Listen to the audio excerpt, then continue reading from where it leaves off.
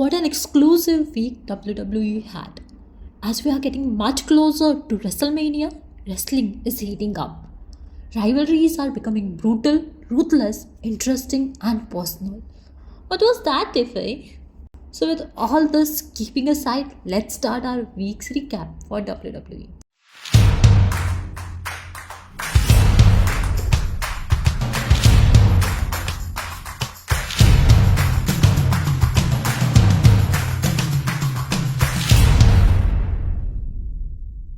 Undisputed WWE champion Cody Rhodes and John Cena engaged in an intense confrontation again ahead of WrestleMania, which is getting a little boring now. But Cena calling Rhodes mediocre and Rhodes reminding John Cena audience never said to him he can't wrestle was brutal. Next brutal moment on the roster was Gunther beating down Jimmy Uso in front of zip-tied Jey Uso, proving he is still the champion and it is going to be tough day for Jey Uso on WrestleMania.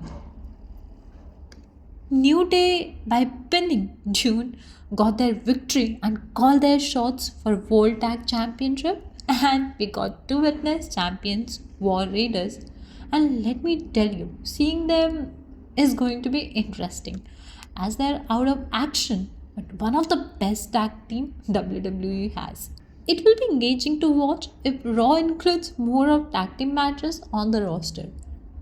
Everything was fine on the Raw until Logan Paul announced his match against AJ Styles in WrestleMania.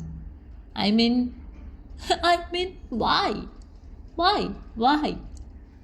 The person who hardly shows his face and not a good wrestler gets a chance to fight in biggest PLE of the year? Why? Why? Main event for the day was championship match of Rhea Ripley versus Io Sky with special referee as Bianca Belair, which ended with double disqualification, with both Io and Ripley hitting Belair by accident. Do you think EST Belair does not want to fight Mami in WrestleMania? That was the main reason for this disqualification. I guess we'll have to wait and watch. It was a sad day on NXT for Stephanie McMahon as she vacates title for NXT Women's North American Championship.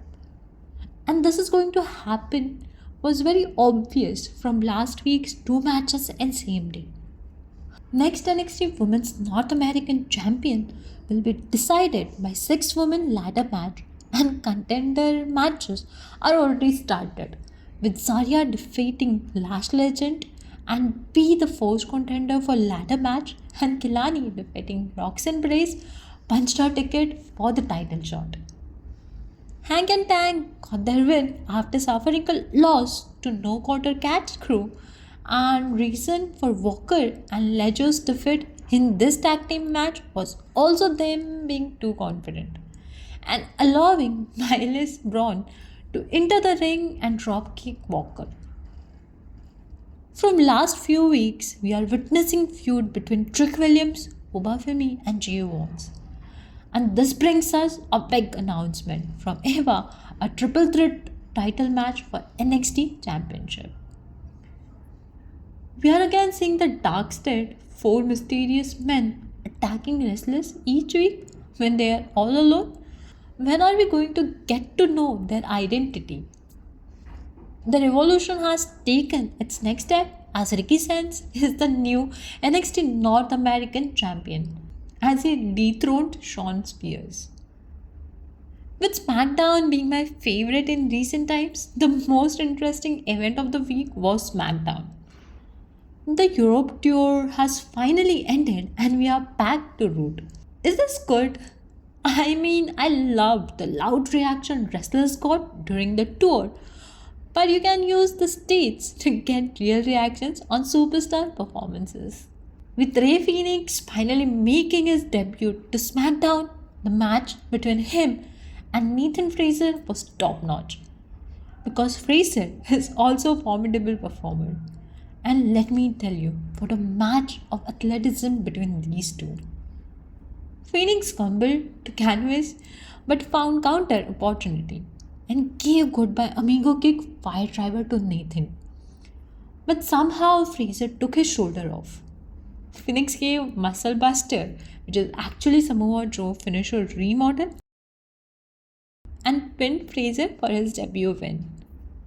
With blockbuster entry and passionate post-match interview, Phoenix looks like a superstar in making.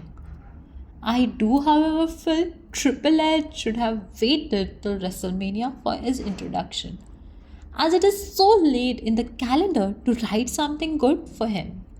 It is good to see Jacob Fatu getting his opportunity and going against Roman for number one contender match for US Championship.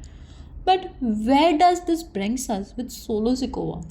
We saw Solo taking Cody Rhodes before Elimination Chamber and post Chamber very Solo. Why he is not in title match before Mania or after match?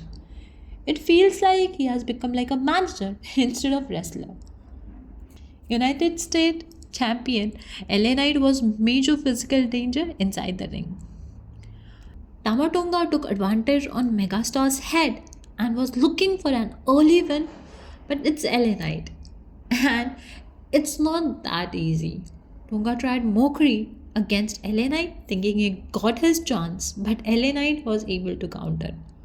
Solo Sikoa coming up on the apron tried to take advantage, but LA Knight was able to pin Tamatonga. Charlotte looks different altogether, but when it's about Mike and wrestling, she has got the edge over Stratton. The promo segment was literally something, but crowd did not let them speak. If crowd wouldn't have been bad, their promo segment would have been really better. Charlotte Dunn was hard done tonight.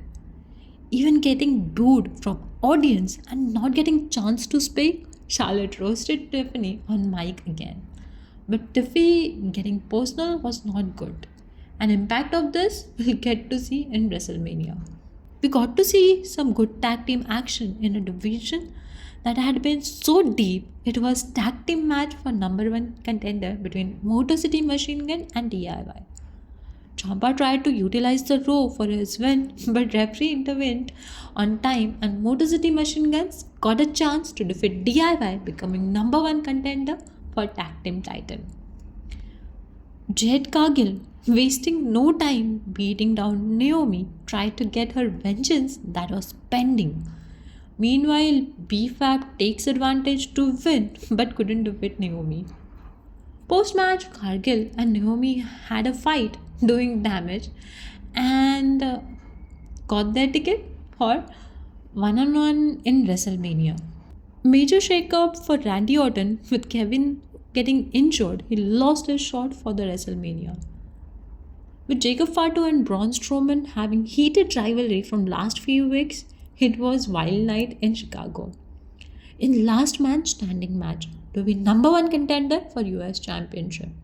Strowman never lost the segment, but his opponent was Fatu, and that's the carrier of the match. And Fatu is going to WrestleMania for title shot. For the main event, Tribal Chief wanted to know the favorite, but did not want to listen to karaoke of Seth Rollins. And finally, guys, the favor was revealed. CM Punk wants Paul Heyman by his side on WrestleMania.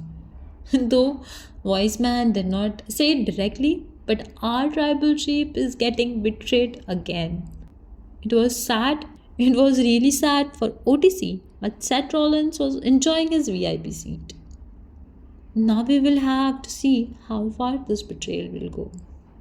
Well, that's my thought on what went down this week in WWE. What are your thoughts on what went down this week?